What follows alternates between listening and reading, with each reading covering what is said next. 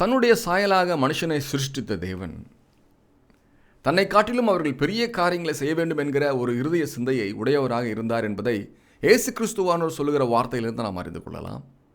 அதை எப்படி நாம் நிறைவேற்றப் போகிறோம் என்பதே நமக்கு முன்பதாக இருக்கிற சவாலாக இருக்கிறது.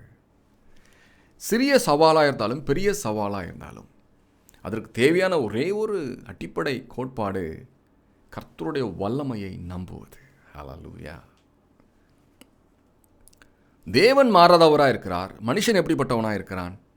சங்கீதம் 103:15 வசனத்தில் நாம் பார்க்கிறோம், மனுஷனுடைய நாட்கள் புல்லுக்கு ஒப்பாயிருக்கிறது. வெளியின் புஷ்பத்தை போல பூக்கிறான், காற்று அதன் மேல் வீசின உடனே அது இல்லாமல் போயிற்று, அது இருந்த இடமும் இனி அதை அறியாது என்று ஒரு உண்மையான தத்துவத்தை நாம் இங்கு பார்க்கிறோம். நாம் மனிதர்கள் அடிப்படையிலே